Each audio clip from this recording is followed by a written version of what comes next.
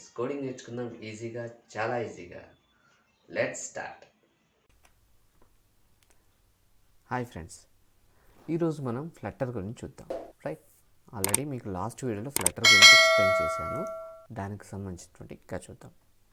ఇది చాలా ఫన్నీగా, చాలా ఫాస్ట్గా డెవలప్ చేయొచ్చు దీంట్లో యాప్స్ని. రైట్, సో ఇప్పుడు మనం ఒక టెర్మినల్ ఓపెన్ చేస్తున్నాను. మీకు పైన టెర్మినల్కి వెళ్ళి టెర్మినల్, మీరు మామూలుగా విండోస్లో కమాండ్ లైన్ అంటారు కదా, ఇక్కడ విజువల్ స్టూడియో కోడ్ ఇచ్చినటువంటి స్పెషాలిటీ ఇది. మనం ఇంటర్నల్ టెర్మినల్ ఇక్కడే ఓపెన్ చేసుకోవచ్చు, మళ్ళీ బయట విడిగా ఓపెన్ చేసుకోవాల్సిన అవసరం ఉండదన్నమాట. సో ఇక్కడ మీరు ఒక నోట్స్ కూడా మీకు ఇక్కడ మెన్షన్ చేస్తున్నాను. ఎవరికైనా కావాలంటే చెప్పండి, నోట్స్ కూడా నేను మీకు ప్రొవైడ్ చేస్తాను. notes.txt. రైట్, సో ఇక్కడ ఒక ఫ్లట్టర్ మీకు ఆల్రెడీ ఇక్కడ ఎక్స్ప్లెయిన్ చేయడం జరిగింది. డాట్ లాస్ట్ వీడియోలో ఇది డాట్ లాంగ్వేజ్ మీద డిపెండ్ అయి ఉంది. ఓకే, సో ఒక క్రియేషన్ అంటే ఒక క్రియేట్ ప్రాజెక్ట్, ఒక ఫ్లట్టర్ ప్రాజెక్ట్ మనం తయారు చేయాలనుకోండి. సో దానికి సంబంధించినటువంటి సాఫ్ట్వేర్ని మనం డౌన్లోడ్ చేసుకోవాలి. ఫస్ట్ డౌన్లోడ్ చేసుకొని వాడుకోవాలి, ఇన్స్టాల్ చేసుకోవాలి. ఓకే, ఎలా డౌన్లోడ్ చేసుకోవాలి, ఎవరికైనా కావాలి అంటే కింద కామెంట్స్లో మీరు మెన్షన్ చేయండి. దానికి సంబంధించిన వీడియో లింక్ నేను మీకు ప్రొవైడ్ చేస్తాను. Okay, right.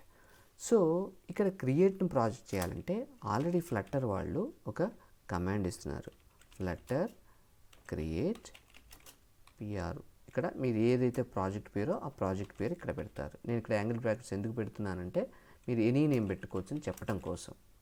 ఓకే, ఇక్కడ చూడండి, నేను ఒక ప్రాజెక్ట్ని తయారు చేస్తున్నాను. ఫ్లట్టర్ స్పేస్ క్రియేట్ పిఆర్ఓజీ ప్రాజెక్ట్ 1 అని ఎంటర్ కొడుతున్నాను. ఇదేం చేస్తుంది, మనకి ఫ్లట్టర్కి ఏమేం ఫైల్స్ కావాలో అదే మీకు డౌన్లోడ్ చేసి పెడుతుంది. ఏ పేరుతోటి నేను ఫోల్డర్ పేరు చెప్పాను, ప్రాజెక్ట్ 1. ఇక్కడ చూడండి, మీకు ఇక్కడ ఫైల్ తయారైపోయింది. చూసారా, ఇక్కడ మీకు టెర్మినల్లో కూడా ఇక్కడ మెన్షన్ చేసింది ఆల్ డన్ కనిపిస్తుందా, ప్రాజెక్ట్ ఫైల్స్ అని. ఇప్పుడు మనం ఈ వీడియోలో మనం ఈ ప్రాజెక్ట్ ఫోల్డర్కి సంబంధించినటువంటి కొన్ని విషయాలు మనం నేర్చుకుందాం. రైట్, ఇక్కడ చూడండి ప్రాజెక్ట్ 1. ఇక్కడ చూడండి, ఇక్కడ డాట్ టూల్ వచ్చింది.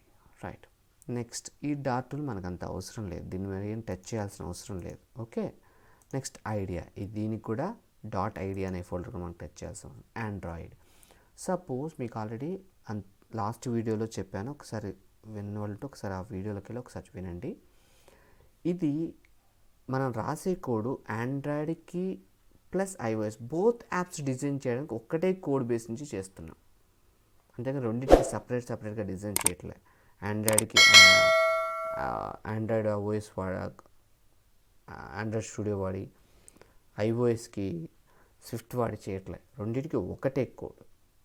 ఓకే, సో దానికోసం ఇక్కడ ఆండ్రాయిడ్ కూడా ఉంది. దానికి సంబంధించిన సెట్టింగ్స్ని ఇక్కడ పెడతాం. ఐఓఎస్ సంబంధించి మీకు ఐఓఎస్ డెవలప్ చేయగలుగుతుంటే ఐఓఎస్ సంబంధించిన సెట్టింగ్స్ కోడ్ మందే, దానికి సంబంధించిన ఏమైనా సెట్టింగ్స్ ఉంటే ఇక్కడ మనం వస్తాం. నెక్స్ట్ వచ్చేసి ఇక్కడ లిబ్ గురించి మాట్లాడతాను. ఇక్కడ చూడండి, ఇంకా మీకు ఉపయోగపడేది ఏంటంటే ఈ ఫైల్స్ టెస్ట్ అని, మీరు ఫర్ ఎగ్జాంపుల్ దీన్ని టెస్టర్స్కి మనం అప్లై చేయాలంటే సంబంధించిన టెస్ట్ ఫైల్స్ దీంట్లో పెట్టుకుంటాం.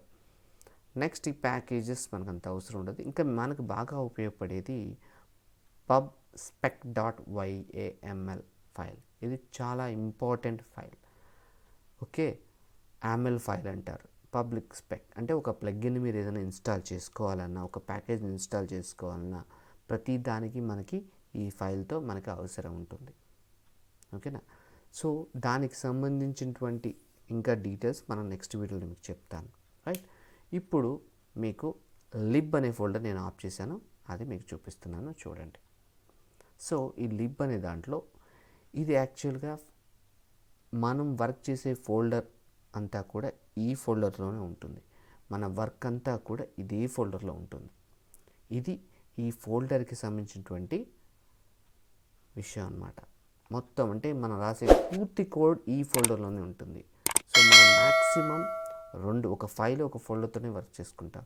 ఒకటి లిబ్ అనే ఫోల్డర్, రెండోది వచ్చేసరికి పబ్ స్పెక్ ఫైల్. ఇది లాక్ కాదు, pubspec.yaml ఫైల్. ఈ రెండింటితోటే మనకి ఎక్కువ పని ఉంటుంది. ఇది ఒక ఫోల్డర్ ఈ ఫ్లట్టర్కి సంబంధించినటువంటి ఫోల్డర్ స్ట్రక్చర్.